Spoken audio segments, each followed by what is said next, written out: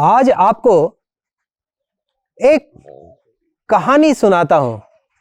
कहानी है भारत के दिव्यत्व की, भारत को दिव्यता प्राप्त होने की, भारत को अवतार तत्व प्राप्त होने की और इन अवतार तत्व के माध्यम से भारत को आध्यात्मिक उच्च शिखर पर पहुंचाने के लिए जो ईश्वर इच्छा से कार्य हुए और हो रहे हैं उनकी भूमिका की।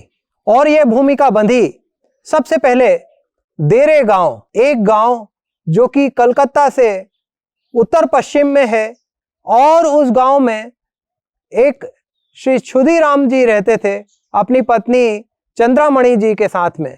और लेकिन वहां पर एक रामानंद राय नाम के जमींदार थे, और वो जमींदार बहुत ज़्यादा उनका प्रभाव था, और लेकिन वो लोगों को दबाव देके बहुत से काम जो कि ठीक नहीं होते थे नियमानुसार उनको कराने के लिए जोर दिया करते थे। जब श्री क्षुदीराम जी को भी उन्होंने कहा कि किसी के विरुद्ध आप गवाही दे दो, झूठी गवाही दे दो। क्षुदीराम जी बड़े सत्य प्रतिज्ञ थे, निष्ठावान थे, राम भक्त थे और अपनी सत्यवादिता के लिए पूरे गांव में मशहूर थे। और गांव क्या, आसपास सब लोग उनको जानते थे कि क्षुदीराम जी ने जो कहा है वो सत्य है। तो उन्होंने, जमींदार ने सोचा, रामानंद राय ने, कि ये इनसे कहलवा देते हैं तो इसमें किसी को कोई संशय नहीं रहेगा। जब वो अडिग रहे, नहीं माने, तो रामानंद राय बहुत नाराज हुए और उन्होंने इनके ही विरुद्ध एक झूठा मुकदमा दायर करके, झूठी कार्यवाही करके और इनकी ही संपत्ति हड़प ली और इनको उनके गांव से बाहर निकाला दे दिया। गांव वाले बेचारे जानते हुए भी कुछ न कर सके। और इस बीच में लेकिन इनके एक मित्र थे सुखलाल गोस्वामी जी, उनको पता चला कि देरे गांव के, और इनके पास जमीन बहुत अच्छी थी श्री क्षुदीराम जी के पास, तो देरे गांव से इनको निकाल दिया गया है।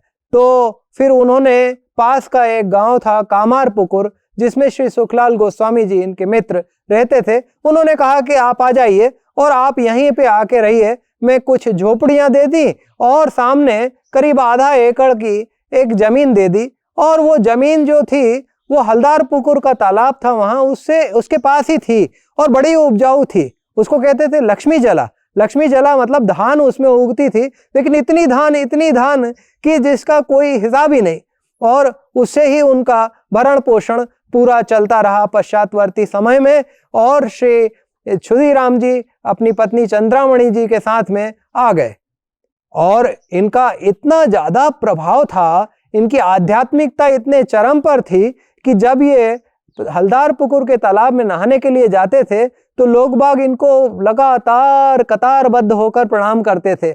और कई बार लोग बाग पूछते थे कि वो स्नान करके चले गए क्या, ताकि उसके बाद फिर हम जाएं, पहले कोई और ना जाए। और फिर जब ये चले जाते थे, और इनकी पूजा भी अद्भुत थी, भगवान राम के चरणों में अत्यंत प्रेम था।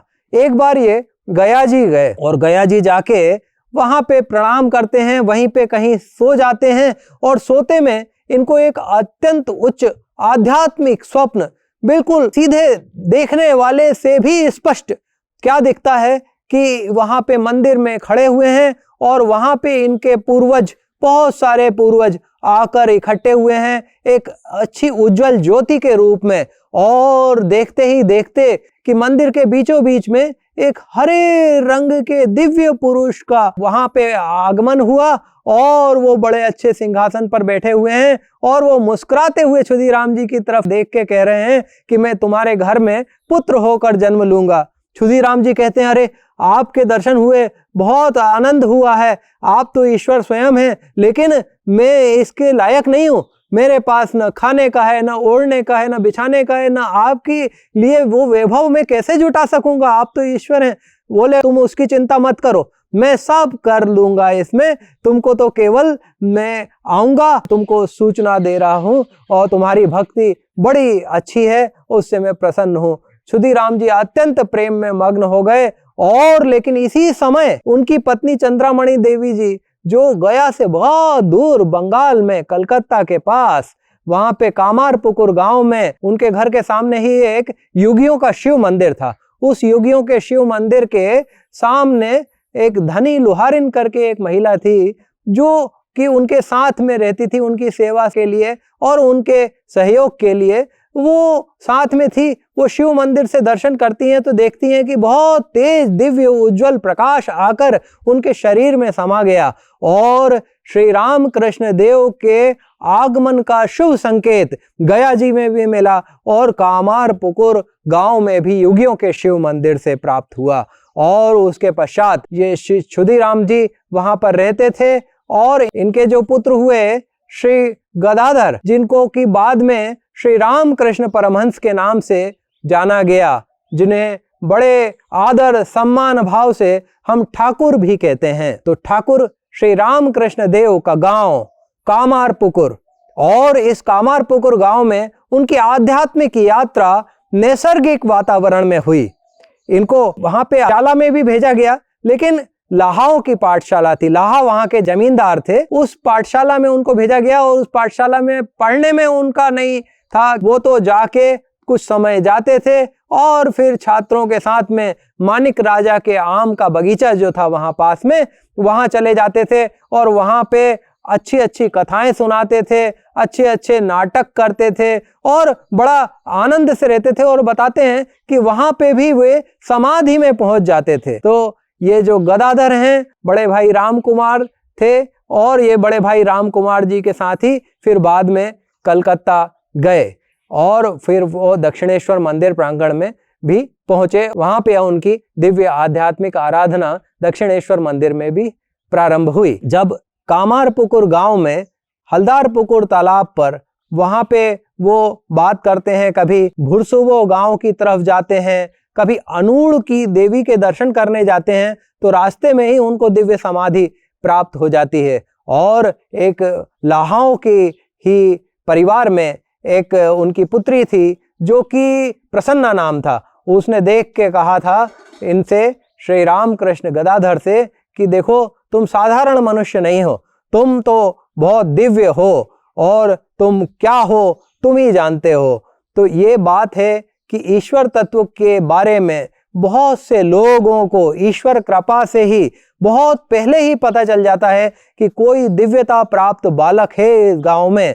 जैसे चीनू शांखारी नाम का एक व्यक्ति था, बहुत गरीब था, कुछ कुछ अपना काम करता था। वो श्री गदाधर की बालक की विष्णु मानकर उनकी पूजा किया करता था।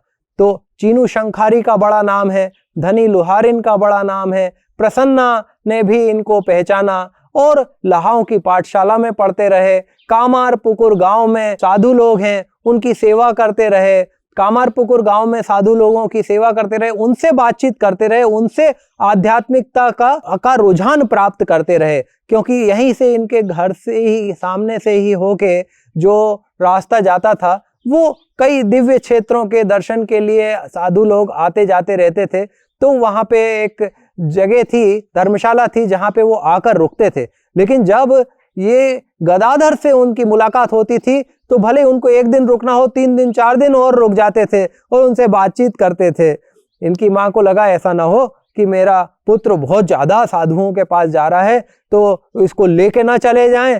तो उन्होंने बड़े सरल हृदय उन्होंने उनको बताया। वो साधु लोग भी आए, नहीं हमारे को इनको लेके जाने का कुछ नहीं है, ये तो इतने अद्भुत हैं बालक कि इनके दिव्य चर्चा में, इनकी उपस्थिति में हमको बड़ा परम आनंद प्राप्त होता है, तो हम इसलिए रुक जाते हैं।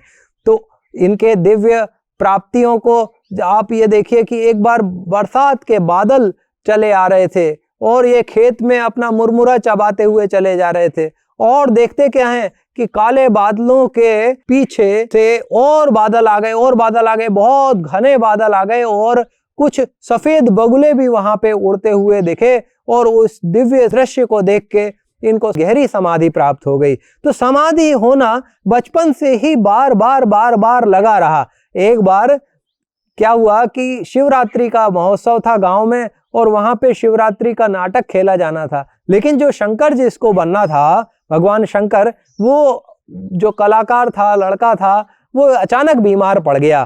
तो इनको गदाधर को कहा गया कि तुम बन जाओ। तो ये बन गए और जब ये भगवान शिव के भाव में आए तो इतनी गहरी समाधि में पहुंच गए कि इनकी गहरी समाधि देखते ही और इनकी गहरी समाधि की अवस्था को जान के पूरा नाटक ही रुक गया। और फिर उसके बाद में इनकी समाधि बहुत बाद में टूटी।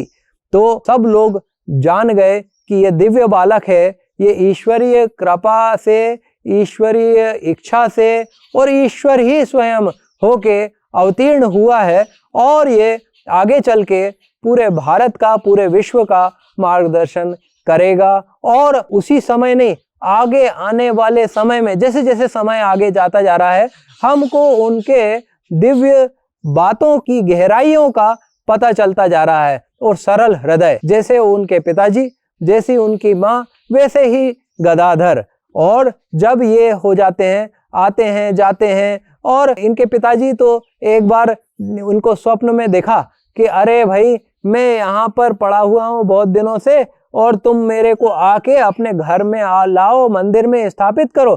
तो उन्होंने वहाँ पे गए तो वहाँ एक शालिग्राम शिला रखी हुई थी और उसके पास एक सर्प था उसकी रक्षा करता हुआ। और जब ये गए तो सर्प चला गया और वो शालिग्राम शिला को लेके आए और वहाँ पे वो पूजा करने लगे। और अभी भी उनके कामारपुकुर गांव में शालिग्राम शिला है, शीतला माता का मंदिर है और रामेश्वरम से लाए हुए शिव का दर्शन है।